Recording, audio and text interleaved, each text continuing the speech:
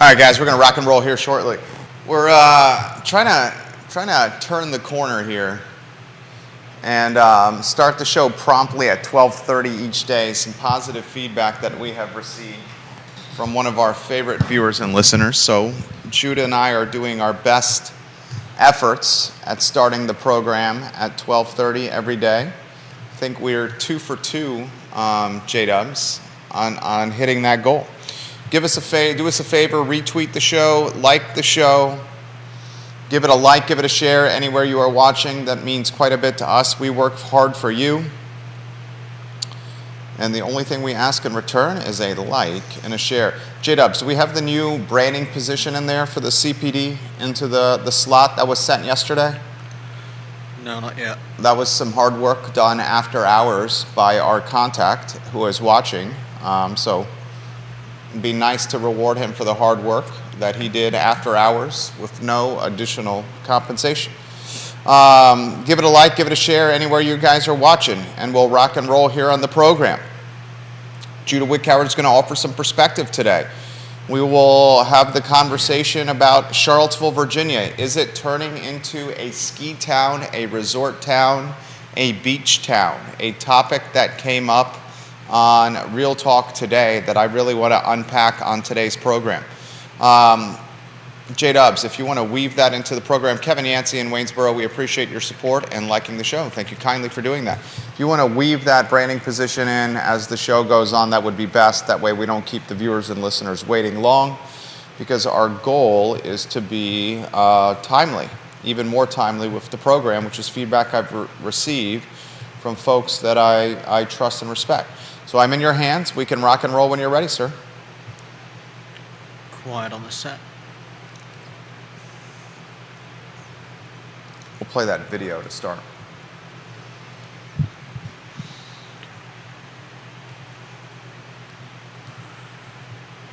Guys, welcome to the I Love CVille show. My name is Jerry Miller. Thank you kindly for joining us live in downtown Charlottesville. Wishing you a good Wednesday afternoon. We are live across social platforms of your liking and choosing with content that is local to the community we call home, and that's Charlottesville and Central Virginia. You, the viewer and listener, can help shape the discussion of what we cover on the show. So if you want a topic to get covered on the program, send it our way. We are very open-minded to your ideas. For example, today we will cover Tim Carson's listing on Ridge Street, a topic that was sent to us by Wild Bill McChesney, the mayor of McIntyre. He said, here's a good topic for you, Jerry.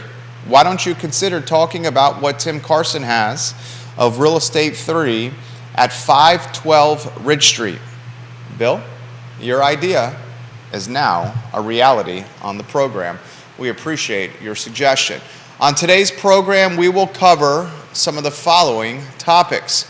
As Charlottesville, Virginia, the city, turned into a ski resort or a beach town, a vacation resort, ski resort town that is only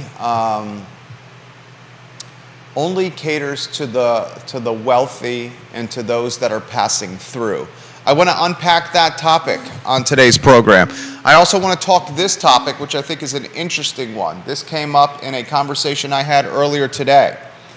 Will the stay-at-home parent, a stay-at-home mom or a stay-at-home dad, fill the hiring shortage void as hiring becomes even more hybrid or work remotely? Many of the voids, many of the hiring shortages around here are jobs that are evolving into hybrid or remote work type settings. Will the stay-at-home mom or the stay-at-home dad fill that position, and what is the cause and effect of the stay-at-home parent taking those part-time positions? From my standpoint, it's the haves having more and the have-nots having less, but I'm curious of your idea. I want to talk about the top 5 Charlottesville city locations for housing development.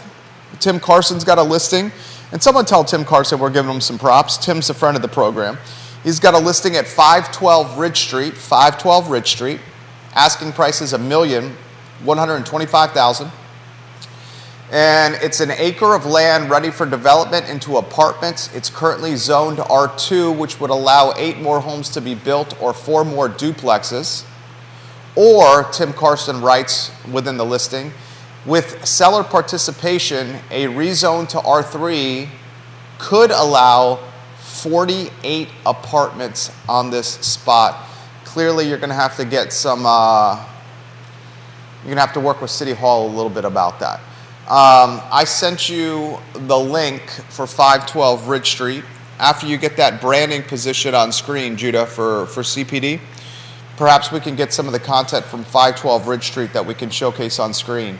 I'm going to use that topic as a segue into the top 5 spots in the city of Charlottesville that are primed right now for development. I want to give some props before we get to the headlines to a partner of the show, and one of our newest partners is the Charlottesville Police Department. I'm going to encourage all the viewers and listeners of this fine and fair talk show to be the change you want to see and join a police department based on community-focused policing. Join the Charlottesville Police Department, and let's see if we can fill these vacancies that the police department has. I'm very impressed with what Michael Kochis is doing. I believe you have a video of 3 police officers playing basketball in the 10th and Page neighborhood. I know where this basketball hoop is. I'd like to get that video queued up. If you could give me a hand signal of some kind where we can show this video. Guys, this video of 3 Charlottesville police officers playing hoops in the 10th and Page neighborhood, they're literally playing hoops right behind Dairy Market. This video has been seen by, I'm going to get the exact number. It's got 2,802,820 likes on the Charlottesville Police Department Instagram account. And it's been seen by over 34,500,000 Instagram accounts from the CVO Police IG page. You heard that number correctly. More than 34,500,000 Instagram accounts have seen the video I'm about to show you. You got that ready to rock and roll? All right, it's about 52 seconds. Watch this video for 52 seconds.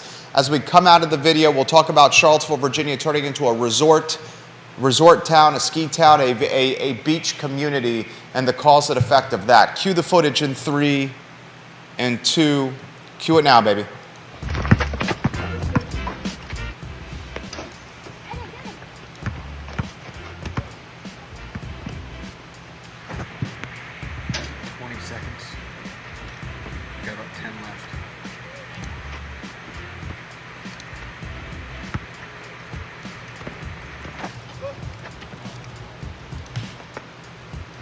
I love that. 2-shot, you, Judah? You got a 2-shot ready to go? You know what you see here is officers doing community-focused policing and localizing, humanizing, and personalizing their efforts within the department simply through a game of 3-on-3 basketball in the 10th and Page neighborhood. I encourage, you would not have seen this under the Chief Brackney regime. You would not have seen this under the Chief Thomas regime. You are seeing this under Mike Kochis' regime because he understands the importance of community policing and communication. I love what I just saw right there. Your thoughts on that before we get to some of these topics, including a fantastic comment from Deep Throat. J-Dubs, anywhere you want to go, my friend. I just think it's nice to be reminded that police are normal people just like us. Like any job, they have their fair share of bad apples, but most of them are just people who love the community that they work in, and they like to have fun just like we do. 34,500,000 Instagram accounts have seen that on the Charlottesville Police Department Instagram page. Just absolutely viral content right there.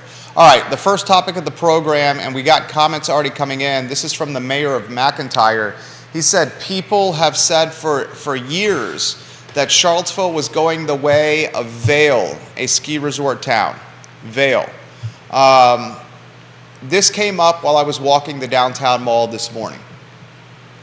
Here's what happened. In fact, he has since interacted with me on Facebook. Let me see if I can highlight his name. Rick Sparks. I enjoyed our conversation today.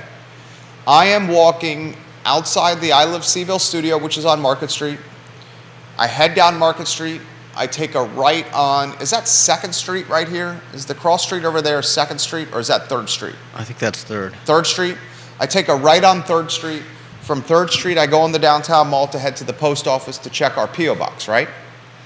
As I'm coming out of the post office, I get stopped by someone and says, this particular individual, this happens often, quite often, this particular individual says, hey, are you Jerry Miller? Are you from I Love Seaville, the I Love Seaville show? I said, yes, I am. And it was Rick Sparks. Rick Sparks has since connected with us on our I Love Seaville group, our Facebook group. And he said, I want your take on real estate here. I want your take on what's happening in Belmont with the Belmont Bridge and why some of these projects have not sold or slow to develop. I said to him this, I think you'll see that former gas station that's adjacent to Mas Tapas get developed as soon as the Belmont Bridge project is finished. I think you'll see Fitzgerald Tire sell as soon as the Belmont Bridge project is nearly finished or finished. I think you'll see the Belmont Market, things materialize with that location as the Belmont Bridge project is finished or nearly finished. You have a perception issue of a beaver dam in Belmont right now because this Belmont Bridge project has been in the news cycle for decades, literally decades we've been talking about it. And the project has created logger jams or a beaver dam right at the entry point of this neighborhood. That entry point, that logger jam, that beaver dam that's been created, the perception is it's congested, it's crowded, it's difficult to patronize, it's difficult to enter. Maybe that's the case for some people. I'm here to tell you that is not the case. I visit Belmont often, have no problem entering or leaving Belmont, but I get that perception is reality in a lot of ways. A similar perception with parking around the downtown mall. So this is what I mentioned to Rick Sparks, who matriculated here from Eugene, Oregon, and he's getting to know the community. One of the ways he's doing that is by reading and watching our content here. I said, look, when this bridge project is finished, you're gonna see even more development happen with those projects I just outlined. Then we got to talking about Charlottesville. And he mentioned to me that he's doing well, but he chose to rent in Belmont because bit taken aback with how high prices are. And he made this comment to me, Judah. I want to weave you in on a two-shot here because I value your opinion. He said to me, what do you call a city or a town? He says it's an old adage. A city or a town where you can walk to 3 or 4 coffee shops in less than 15 minutes while being on foot. But those same coffee shops all have for hire signs in their window. Boatloads of customers that can walk to them, but not enough staff to service them. He said to me, what do you call that? What do you call that? Shame? I don't know. I think you're going to see that a lot. I think we're probably seeing that a lot more than we ever have before. I mean, I would look to like resort towns and how they... That's what he called it. It's called a resort town. Well, no. I would look to resort towns and how they managed it in the past, because obviously we're not managing it. Exact definition he calls it. You call it a resort town. Yeah, but and Charlottesville has turned into a resort town. But a resort town that's not working. I mean, depends on who you're asking. Well, okay, but based on the what's not working? Well, you just said there are signs in windows saying that they need workers. This is a great topic for a conversation. But right do here. you usually see that in resort towns? Oh, yeah. Oh, yeah? Oh, yeah. Scott Morris talked about it on the program. Scott Morris said, and Josh Tracy talked about it on Real Talk today. There's the Snowshoe Inn and the Snowshoe Ski Resort community. The hotel is owned by Snowshoe, the actual resort. And there is such little housing available for frontline workers, and frontline workers are characterized here as those that work in the food and beverage industry at Snowshoe.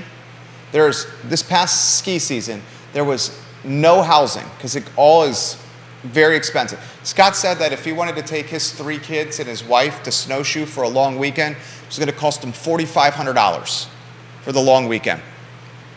He said he could have taken his entire family to Toronto via airplane and back round trip and spend the same time there in Toronto, Canada, and come in thousands of dollars less than the $4,500 he would have paid at Snowshoe in West Virginia. Mm-hmm. So yeah, Snowshoe... But again, that's more a symptom of recent years rather than what I'm saying is that resort towns in the past, I believe, have managed pretty well.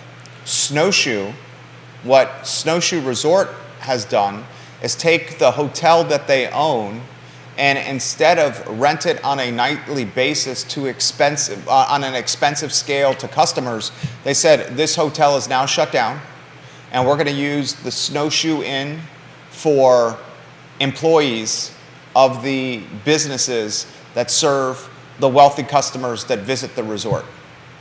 Rick, who I ran into outside the post office on the downtown mall, says, I can walk to 3 or 4 coffee shops within 15 minutes from my house in Belmont, and all of them have 4 hiring or 4 help signs needed in the window.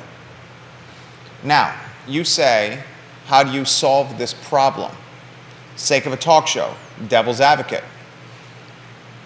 This is the flip side of the argument. Housing values in Charlottesville and Albemarle County are appreciating year over year and have for 4 or 5 years at a nearly double-digit clip every single year. Folks that own homes have more equity than they ever have in the history of America, literally right now. Home values in Charlottesville and Albemarle County are at their peak in Charlottesville and Albemarle County history. The unemployment rate outside of frontline jobs, food and beverage, hospitality, music, the unemployment level is extremely low in Charlottesville and Albemarle County. You can make a legitimate argument that the economies of Charlottesville and Albemarle County are very, very strong. We got Albemarle County spending, how much did they spend on Rivanna Station? Let me do a quick Google search here for you. 462 acres, Route 29 North. Albemarle County dropped 58 mil to keep the defense sector. Remember, the defense sector's impact is $1.2 billion. I want to do a plug on that note. Tuesday, August 22nd, Natalie Massery, the new CEO of the Chamber of Commerce, will join us on the I Love CVille show, along with retired Colonel Letty Beaton, who presented the $1.2 billion economic impact white paper to Charlottesville City Council and Albemarle County Board of Supervisors. Retired Colonel Bean will be in the studio as well. Deep Throat, I can't wait to read these comments. So here's the question I want to ask you, viewers and listeners. And I'm going to highlight some that are watching. Kevin Yancey, I'm talking to you here. James Watson, talking to you. Talking to Katie Pearl, Kyle Irvin, Dr. Wolf, Bill McChesney, Lisa Costello on Cherry Avenue, Kevin Higgins at Greenwood, Lonnie Murray, Bob Yarborough, Bellamy Brown, Lauren and Keswick, Aaron King. I trust your judgment on this one. Johnny Ornalis, Spencer Pushar, Georgia Gilmore, Neil Williamson, Juan Sarmiento, Scott Q. You just sold Marco's Pizza. I'm curious of your take. Ray Cadell, Valerie. I'm curious of your take. Christelle. Charlottesville and Albemarle County's economies outside of F&B, food and beverage, outside of frontline workers, music festivals, and hospitality, the economies seem to be stronger than ever. Stronger than ever. Home values in Charlottesville and Albemarle County are at an all-time high. There's a good child's Christmas list, we're talking lengthy, amount of buyers that are looking to purchase cribs in Charlottesville and Albemarle. I've already highlighted that Paul Manning's Biotech UVA Institute is going to bring 3,000 to 4,000 more people to this community with six-figure jobs, incremental citizens. The data science school is going to bring 3,000 to 4,000 incremental people. I got a real good feel on this particular project for reasons I won't say on the show. 3,000 to 4,000 incremental people to Charlottesville and Albemarle County with six-figure jobs. Plus, the University of Virginia is expanding its enrollment and hiring more professors to accommodate the expanded enrollment. I genuinely believe in the next decade, next 15 years, you're going to see 8,000 to 10,000 incremental new citizens with deep-pocketed jobs in Charlottesville and Albemarle. Okay. That incremental citizen movement or momentum will drive home values to even higher levels, will strengthen the economies to even more because you'll get family offices, private equity firms, small businesses or medium-sized businesses based on data science that poach the talent coming out of the data science school. The same type of businesses that poach the talent out of the biotech school, right? The professors that are going to get hired that start their consulting gigs and the side hustles while tenured at UVA. You're going to see new companies and new hires at levels that we have not seen yet. Strengthen the economy, driving values, driving tax dollars, keeping the jurisdictions flush. The one silo of employment that suffers from this is frontline as defined by food and beverage, music, and hospitality. And why frontline as defined by food and beverage, hospitality, and music suffers is because those folks, that demographic that may be living on the financial margin is going to get pushed further and further and further away from these type of jobs in Charlottesville and Albemarle. And then they're going to ask themselves this question: why am I going to work for 12, 10, 15, 16, 18 bucks an hour when I have to drive 45 minutes one way to this job, essentially eroding the money that I make at these jobs and creating a second part-time job, commuting to and from the gig? Yeah. Don't forget firemen, cops, EMTs, nurses. I think the nurses may be okay. The nurses, COVID and the pandemic, there's been such a shortage of nurses in COVID and the pandemic that pay has had to increase for the nurses. Nurses are now getting more juice, more jack, more dinero because there's a nationwide nursing shortage.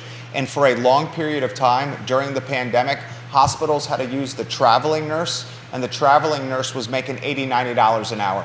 And then hospitals realized this was not sustainable, so they are now offering the full-time or the nurse that lives in the market a jump in pay, 30, 40, 50 bucks an hour, which is still way less than the $80 or $90 an hour the traveling nurse was going to make. This is the line of work that will suffer from this, and it gets to the thesis of the show. Has Charlottesville City turned into a resort town, a beach town, a ski resort town, a Vail, a Snowshoe, an Outer Banks, a Southampton, New York, an East Hampton, New York, a Bozeman, Montana, a Yellowstone, where you don't have the labor to keep the amenities staffed. And then those with deep pockets say, what the hell is going on? One of the reasons we love this area is because the plethora of restaurants and the fact that we can walk to 15 coffee shops within 15 minutes of our house, and that's a bit of a stretch, but certainly 3 to 4 coffee shops within 15 minutes of our house in Charlottesville City is not a stretch. I bet you can make a legitimate argument that you take just about any house within Charlottesville city limits. Viewers and listeners, help me identify a couple of areas in Charlottesville city limits of Charlottesville, where you cannot walk to a place to get a cup of coffee within 15 minutes of your house. Yeah, I mean, you'd be hard pressed to find one within city limits. Anywhere you want to go, and then I'll get to some comments. You and I will play bull and bear on this topic. Well, again, I think we're missing the fact that resorts typically in the past have made it work. They've paid people and they've had people working at the coffee shops and the restaurants and the towel. Those places close down off season. Charlottesville doesn't have that luxury.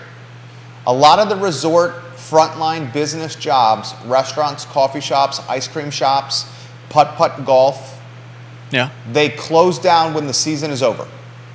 They're still paying. They're not paying the labor when the business closes, Judah. I didn't say that. I'm not sure why you assumed that I was going to. Okay. They're still paying leases. Do you know that?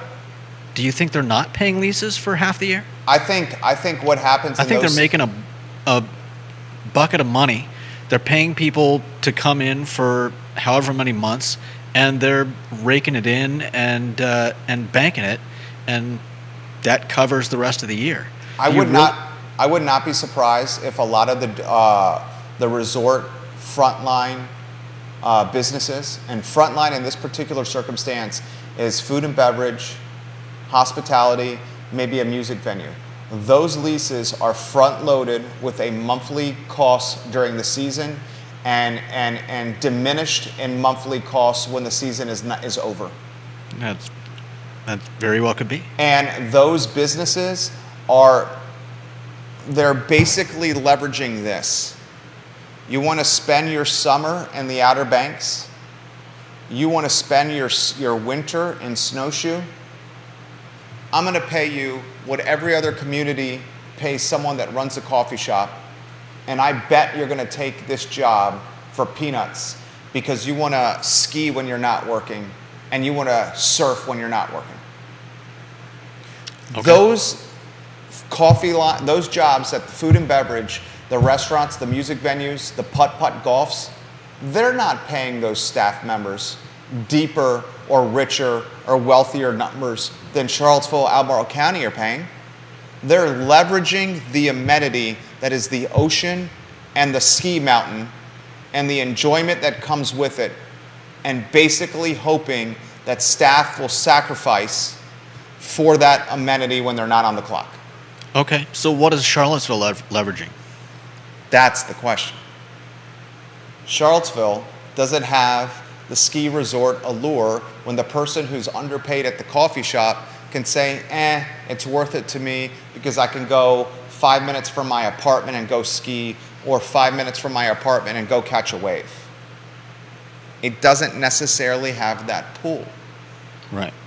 So is the collateral damage, as this becomes a wealthier and more homogeneous city, one of our sacred things that we love to tout as residents. 14th most restaurants per capita, 8th most restaurants per capita, whatever number you want to call it. I've heard it anywhere from 8th to 14th in the nation, most restaurants per capita in Charlottesville City. Collateral damage is those businesses will close because they don't have anyone to service them and keep them active. Viewers and listeners, I'm going to get to your comments here in a matter of moments. I'm going to go to Twitter first. In front of the program, Deep Throat. He says this: if Charlottesville is becoming Vail or Jackson Hole, we have a long, long way to go. $1.7 million average home price in Vail. According to census for our metro area, 4% of homes are seasonally occupied. In Bozeman, Montana, that's 7%. And Jackson, Wyoming, Teton Village has housing development it owns in downtown Jackson. Only way they can get workers to have house for them directly. He also says this, but this is why I hate hospitality as a business. Average wage in hospitality is roughly $29K for a full-time worker. Outside hospitality, it's just under $50K for a full-time worker. Forget about teachers and nurses not being able to afford here. Teacher average wage is above average.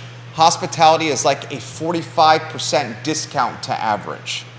He's backing these up by facts. Mm-hmm. Then he says, rather than pay up, you see places like Jackson are filled with people with H-2B visas from all over the place.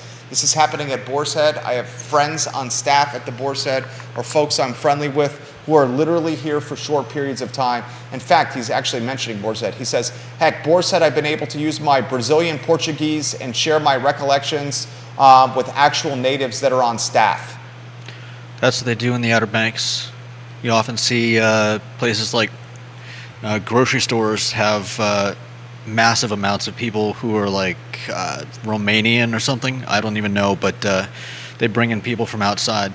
My favorite staffer that I enjoy coming across at Boar's Head at the Birdwood Grill is a guy named Kevin, who is here on an H-2B visa from Romania, and he works at Birdwood as a server for 4 to 5 months and earns more income, he told me, than he can make in 2 years while working in Romania.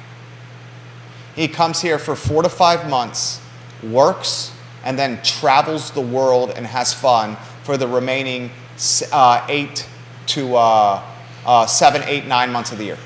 Yeah. Stacks paper, works his ass off for 4 to 5 months, and says, the money that I earn here in Charlottesville at the Birdwood Grill, it would have taken me 2 years to work at Romania to earn this same level. So I'm going to go globe trotting with his girlfriend all over the world, and then I'll come back and work for 4 to 5 more months again. Think about that. I'll go to more comments. One more from Deep Throat. This is a damn good comment here from him, okay? Then Philip Dalla, I'm going to get to your comment. Kev, Yancey, Bill, I'm going to get to your comment. Grayson, I'm going to get to your comment as well. A lot. Johnny Ornalis, hello, welcome to the show. Give the show a like and a share anywhere you guys are watching, please. This is a really good comment. I would stress again that we have a worse problem than other resort and college towns do. The UVA students that come to Charlottesville do not work. They are too rich. Yeah. In a town like Bozeman that is a seasonal town, the students are filling the frontline jobs. Students, Montana State University, dorms are the workforce housing for F&B. That's not the case in Charlottesville. Guys, let's unpack that even more. He's exactly right. When I went to UVA, I paid for much of school. And I did that as a host, as a server, and as a bartender at Ruby Tuesdays in Barracks Road Shopping Center. That is now Chopped, the salad bar, the salad restaurant. And while I served, waited tables, was a host and a bartender, guys that were in my fraternity, gals in my classes, friends from UVA would literally come in to see me while I was on my clock, while I was on the shift. And the best tips, the best gratuity I received was not from the regulars, the customers that came into Ruby Tuesdays. It was from my fraternity brothers, the girls that I was dating or seeing or friends with, coming in with their mommy and daddy's credit card and leaving 25, 30, or 40% tips after razzing me a little bit, giving me a hard time about working a day shift while they were in class or sunbathing or going to Coupe de Villes for $2 pitchers. You're like, oh, Jerry, you're slinging the $5.95 salad bar or the punch bowl cocktail from Ruby Tuesdays or the buy two, get one free burger special. We just got hammered at Coupe de Villes and we decided to come in here and poke some fun at you, but we're going to leave you a 35% tip, so you'll take it. Those were the best customers, the best tippers, and it wasn't even close. We'll take it a step further. Take it a step further. Affirmative action, the Supreme Court has now barred universities and colleges from utilizing or leveraging affirmative action in its admission process, right? Yeah. What's the cause and effect of affirmative action getting barred or disallowed in the admission process, J-Dubs? Your thoughts? I haven't really given it any thought. I would say that maybe there are going to be a lot of people that would have been applying at schools who no longer bother. I'm not sure how I'm not sure how communities see this change. It could be that we end up with a lot more people that can well afford college There it going is. to these colleges. That's it right there. You bar or disallow affirmative action with college admission, like the University of Virginia, you are going to get a student body that is more wealthy and homogenous. And if the University of Virginia had its druthers, a student that could pay the full tuition that needed no subsidy, or a student that needed significant subsidy and help to afford the 4 years, what's the business going to pick? They're going to pick the one that can pay. So if the University of Virginia, which now no longer can use affirmative action in the admission process, continues to admit more students, and they've openly said they want to expand enrollment, the students that are going to be admitted into UVA in this expanded enrollment setting are going to be students from wealthier families. And as those wealthier family students come to Charlottesville, those students in their mommies and daddies' bank accounts will take up the housing stock, one, will not need to work the frontline jobs, Yeah.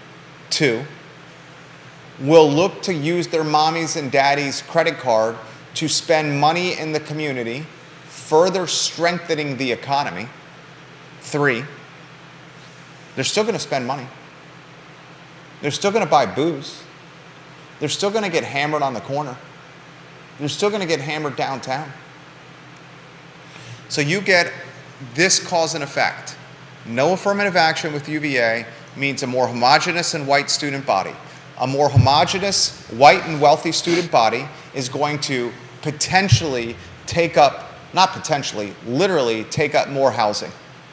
You take up more housing, that pushes locals on the financial margin out of the city. That student body is not going to work the frontline jobs.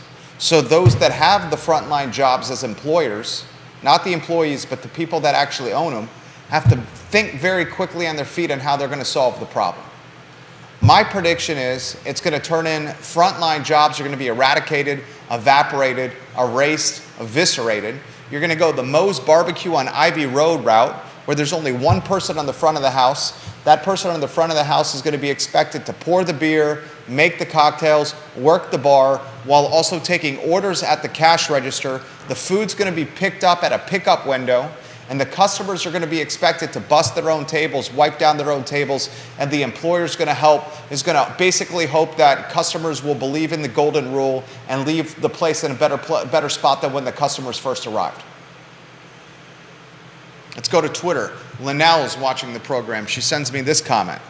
She says, more frontline jobs are coming available at Zion's Crossroads with a second hotel under construction.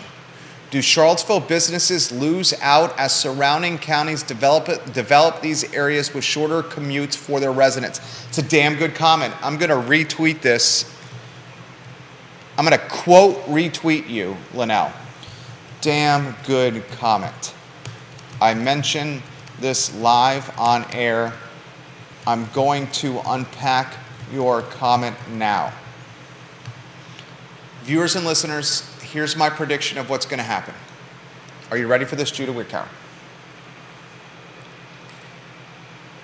If the people, if the demographic, if the socioeconomic demographic that works the frontline jobs, music, hospitality, and food and beverage in Charlottesville and Albemarle now, if they cannot afford to live in Charlottesville and Albemarle, as enrollment at UVA expands, as data science and biotech impacts the area, and as home prices continue to escalate, we're both in agreement they're going to move out from Charlottesville and Albemarle. Yeah. They're going to move to new pockets of Central Virginia. And those new pockets are Zion's Crossroads, Greene County, Buckingham County, maybe some Scottsville. As the frontline workers move to Zion's Crossroads, Scottsville, Greene County, Buckingham County.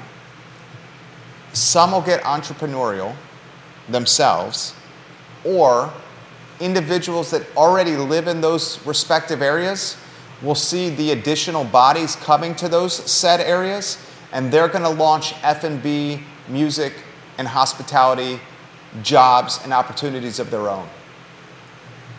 Will a Zion's Crossroads with a Lowe's, with a Walmart, with a fantastic restaurant named El Mariachi, with 2 hotels and a couple of other restaurants right there, will that become the new epicenter for frontline employment that was previously catering to Charlottesville and Albemarle County residents who filled those gigs? Answer is yes. The gentrification that's happening with frontline workers is a positive tailwind for Zion's Crossroads, for the town of Scottsville, for Greene County, for the restaurants outside the lake, maybe for Buckingham County. But it's a headwind for Charlottesville and Albemarle County and those folks that own those gigs and own those businesses. Let's go to Kevin Yancey. Charlottesville and Albemarle County have had an identity crisis for decades. They cannot decide if they prefer recognition from AARP or Cosmopolitan. He also says Augusta County is gaining what Charlottesville and Albemarle County is losing. Philip Dow is watching in Scottsville. He says what's going to happen, the cost of living will increase across the board. Housing costs is going to be unbelievable. Charlottesville is not prepared for this. I'll add something else to this. Charlottesville is going to start losing its status as the most restaurants per capita, or one of the most restaurants per capita in America, because as we have an affordability issue, those restaurants won't be able to stay open. Kelly Jackson owns 17 Panera Breads and is opening up a hot chicken, or has opened up a hot chicken franchise in Northern Virginia. She says, you are absolutely correct. Always have my eye out for a location at Zion's Crossroads because of this. She would know. She's one of the biggest employers in Central Virginia with 17 Panera Breads and a hot chicken, fried chicken operation in Northern Virginia. Are you at one iteration of your new brand, KJ, or are you opening up a few others? I'm very curious to see how that's going. And KJ, we need to get you back on the show. Deep Throat says more than 80% of the parcels in Charlottesville City are within at least 30-minute walk of a coffee spot. And that's based on Google Walk times. And he says that time is way shorter because when Google Walk assess times for walking, it always does it on the slowest possible walker and not as a fast walker to and from their directional maps. He says over 80% of Charlottesville City is within a short walk of a cup of coffee and their house. That's a lot. That's a lot.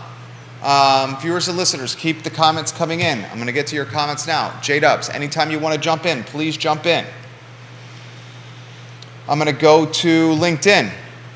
JB, John Blair, love when you watch the program. He says, Jerry, I am purely spitballing here, but if I recall correctly, in the past, some of these jobs were performed by refugees in the community who were here due to the efforts of IRC. I believe that the Trump and Biden administrations have significantly reduced the amount of refugees in this country. I have no idea, but could this be an issue with the lack of workers for service jobs? That's a damn good comment. In fact, let me respond to him. Damn good comment. I read this live on air. There was recently an article in the Daily Progress within the last month talking about the shortage of workers that service the wineries and vineyards in Central Virginia. And if you're working in a vineyard, do you prune the grapes? Do you peel the grapes? Do you pick the grapes? What's the verb that you're doing while working in the vineyard to help a vineyard produce wine? Is it picking grapes? Aggregating grapes? I would think it would be picking if... Selecting grapes?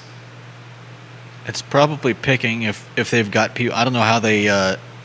I don't know if they send people up and down the lines and individually pick single grapes, but Can you find there's in the dog days of summer in the Commonwealth of Virginia, when it's obscenely hot and humid and you have no shade, picking grapes at a vineyard or winery is a very arduous job.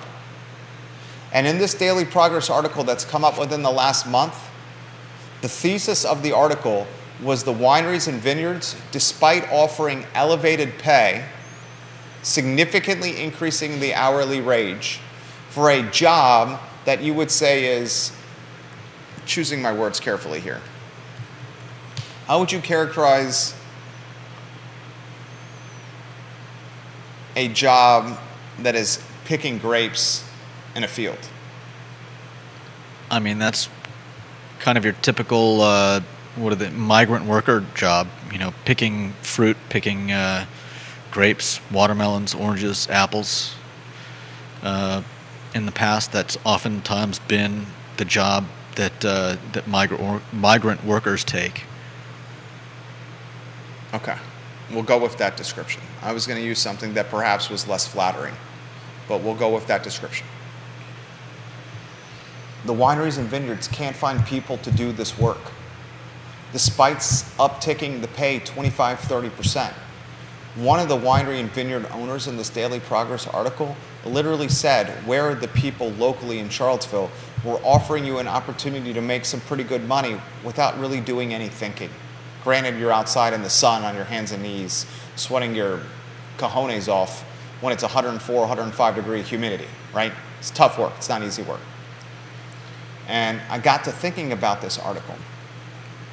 A, you don't have the influx of migrant workers that you used to have. There was a population of migrant workers that would travel across the country based on the seasons.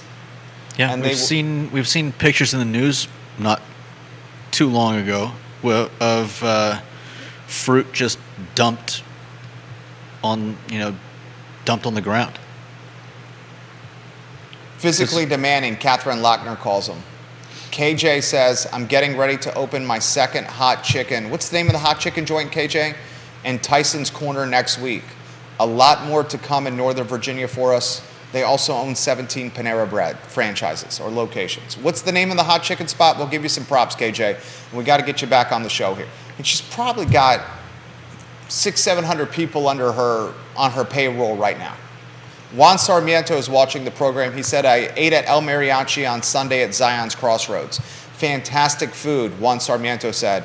The area is booming, Zion's Crossroads. If they can get a big name grocery store in the area, watch out for Zion's Crossroads. My wife wants to open a second business in Zion's Crossroads. So Johnny Ornalis, you watching the program, J.O.? Let me see if Johnny's watching the program. Nice, Johnny's watching the program. He says, you got a huge fan here, Juan Sarmiento. Bill McChesney says, menial work. Call it menial task. Juan Sarmiento says, you cultivate the grapes. Cultivate. Or harvest. I think cultivating has more to do with growing them. Dave's Hot Chicken is the name of Kelly's new business. She's opening a second one in Tyson. So that'll be 19 points of sale for her when this one opens. You don't have the influx of migrant workers that travel. Yeah. On top of that, you don't have a student body in the University of Virginia that's going to work these gigs because their families are so wealthy. Right. On top of that, you've had massive gentrification since the pandemic when we had 2%, 3% interest rates. And now those of us that secure those type of rates aren't selling our homes, so inventory's throttled, so values are going up.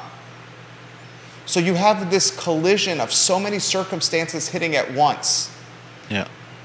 Tighter border control, A. Less migrant workers traveling seasonally, B. A UVA student body that is so wealthy it doesn't have to work, C, or is that D? Whatever.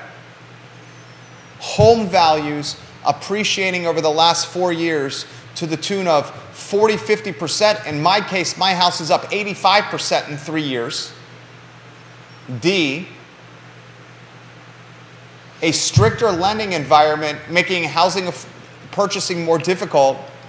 E or F, rates super expensive, making things extremely expensive. G, UVA admitting more people.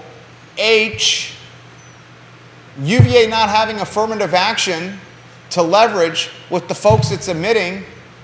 I, UVA hiring more professors to service the student body. J, HIJ, all these businesses that are going to cherry pick the talent of the biotech and the data science school. K, I can continue if you want. Local government making development nearly impossible. L, Chris Henry's trying to do 400 apartments next to 10th and Page without displacing a single person, and he's being transparent. He's holding community forums. He's being transparent. He's trying to communicate. He's saying, I'm knocking down crappy old buildings and converting parking lots, and he's getting lambasted. He's getting ripped. Yep. He's getting hammered as if he was what? I mean, as if he was trying to tear down neighborhoods. He's getting compared to Vinegar Hill and destroying an African-American community and displacing 170-some families. Yeah. There's not a single person that's losing their house here. No. And if you want to maintain the authenticity and the character and the integrity of 10th and Page as it is now, you build more apartments around it and housing around it for people who want to live in that area. Because if we don't do that, the folks that are going to want to live in the area are going to do what? The folks that are going to want to live in the area, they're going to buy up the homes at higher prices. There it is. There it is. You want to keep 10th and Page the same? Build housing around 10th and Page that's new. So the people that have the deep pockets that want to live in 10th and Page, and who doesn't? It's close to UVA. It's close to the corner. It's close to the hospital. It's close to downtown. It's close to the hedge funds. It's close to the courthouse. It's close to the family offices. It's close to the restaurants. It's close to the breweries. Who wouldn't want to live there? You can walk everywhere. You talk about walking to coffee shops? You could probably walk to 20 of them in less than 15 minutes there. Who wouldn't want to live there? You want to preserve the authenticity of the neighborhood? Build housing around the neighborhood. Because the free market is going to cannibalize your neighborhood if you don't. I just gave you 12 or 13 legitimate reasons why this community, from a frontline food and beverage, hospitality, and music business standpoint, is going to be radically different in the next decade. And if the business owners in this food and beverage, hospitality, and music ecosystem, if they don't start figuring out automation or cutting or ways that they don't have to have fat payrolls or deep on payroll, you're not going to survive, dogs. You're not going to survive. Vanessa Parkhill, Queen of Earlysville. People who may want to come to work at vineyards or pick other produce, this is not a justifiable reason to not enforce immigration laws and have a secure border. I'm okay with that. I'm with that comment. I'm totally with that comment. I think we should have a secure and safe border, but one of the cause and effects of a secure and safe border is folks that were working under the table and paid cash by business owners. There's less of that type of work population. I think that's safe to say.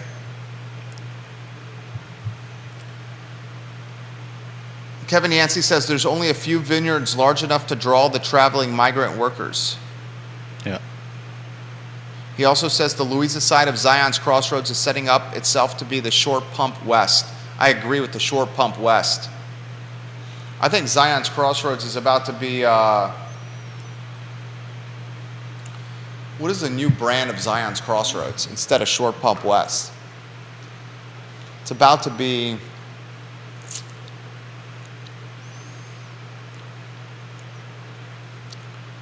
It's about to be a town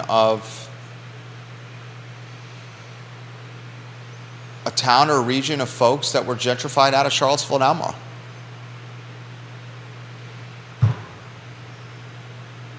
Yeah. And before you know it,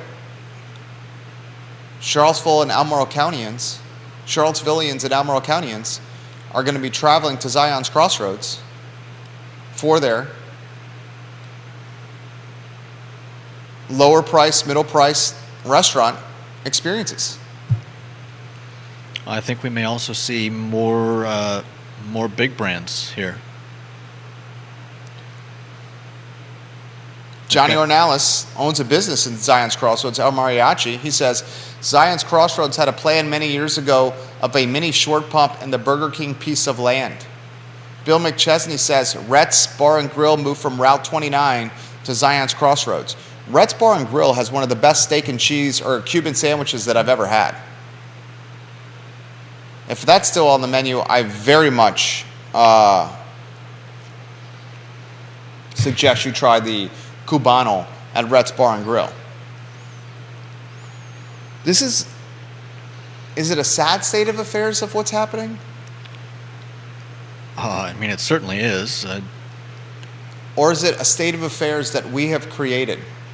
Oliver Kutner could not build micro apartments off Water Street because the political capital did not allow him to build studio apartments for frontline workers off Water Street in downtown Charlottesville. The High Street Association is crushing 250 apartments off the Rivanna River. Bo Carrington, Wendell Woods project. Keith Woodard was trying to build housing on Water Street with Market Plaza. Chris Henry's trying to build 400 units on Preston.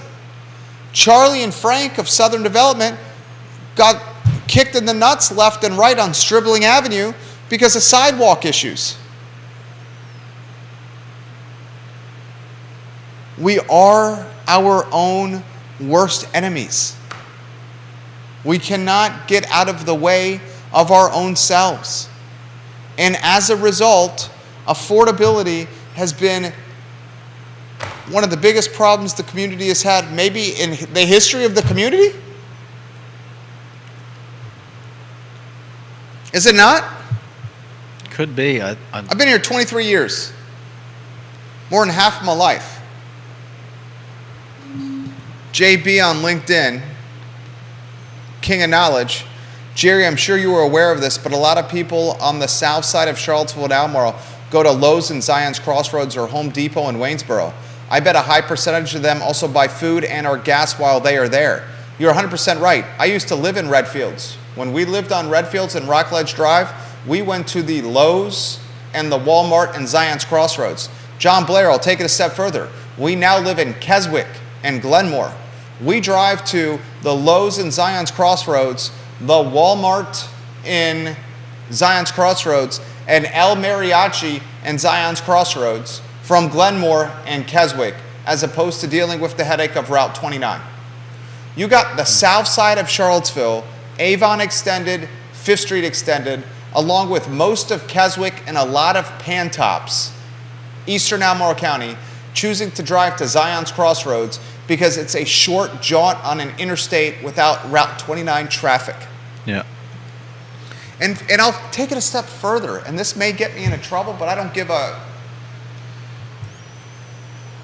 I would even make a legitimate argument that the level of knowledge and the friendliness of employees at the Lowe's and Zion's Crossroads and the Walmart and Zion's Crossroads and the staff at El Mariachi at Zion's Crossroads, they are more knowledgeable and friendly and easier going than the Walmart on Route 29 and the Lowe's on Route 29 and other restaurants on Route 29. And maybe that friendliness, that easygoingness, that knowledge could be attributed to quality of life tied to cost of living. Of course, you're going to be friendlier if you can afford to live with your work. You're not going to be a sourpuss because you're commuting to and from your work in a short little jaunt as opposed to driving 45 minutes and dealing with traffic on Route 29 at rush hour. Yeah. Who hasn't had better service at the Lowe's at Zion's Crossroads versus the Lowe's at Route 29? Every single time for us.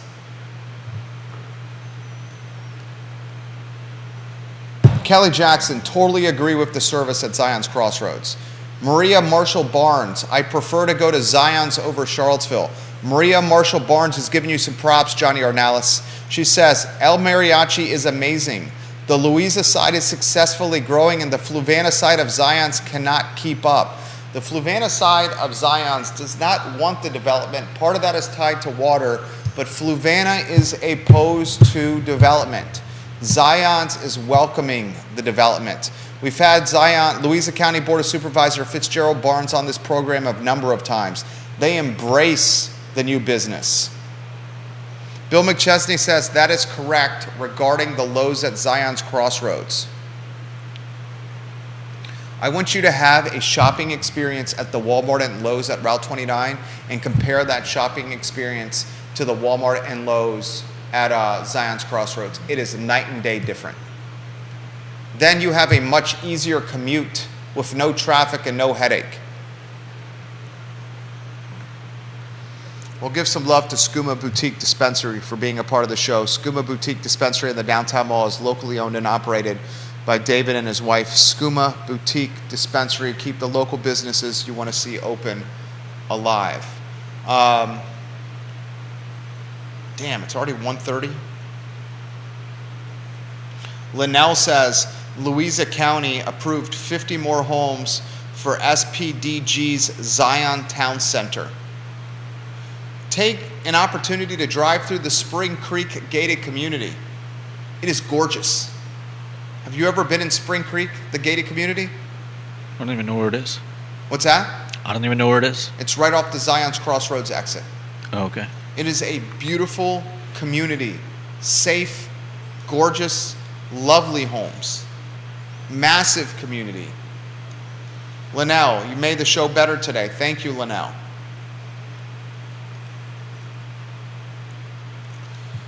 I got to save some of these topics to tomorrow. Man, time flies when you're having fun. This is what we'll talk about tomorrow. Will the stay-at-home parent fill the hiring shortage for a lot of the businesses out there? And I'm not talking frontline workers. I'm not talking frontline gigs. A lot of business owners in the Charlottesville and Albemarle community are short-staffed and now allowing part-time workers to work more hybrid or completely remote. My prediction, in particular the stay-at-home mom, is going to start taking these jobs. And the stay-at-home mom who has kids now going back to school, who may want to make some income for their family, some spending money, or frankly speaking, wants some intellectual stimulation and is just bored, my prediction is the stay-at-home mom is going to start taking these 15 to 20 to 25 hour a week jobs that are remote and hybrid from small and mid-cap businesses in Charlottesville and Albemarle County. And when that happens, the haves will have more and the have-nots will have less.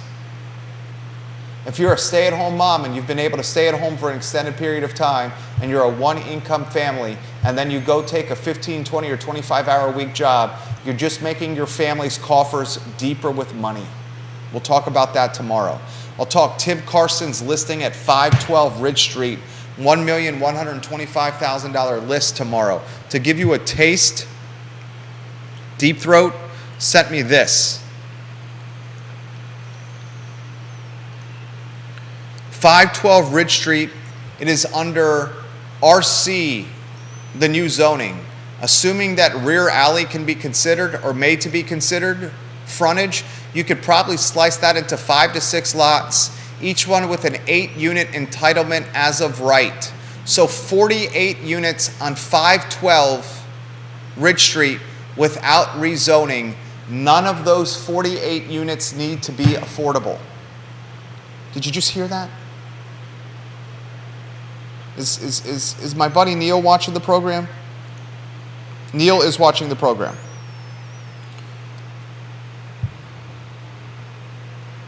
512 Ridge Street, Tim Carson has the listing. It has a list price of $1,125,000 just for dirt. Do you got some pics you could put on screen of it? Did you get some from Carson's listing? They're scrolling. What's that? They're scrolling. Oh, they're scrolling? Good job, Judah. Props to Judah. He's putting photos on screen of this listing. I'll unpack this tomorrow.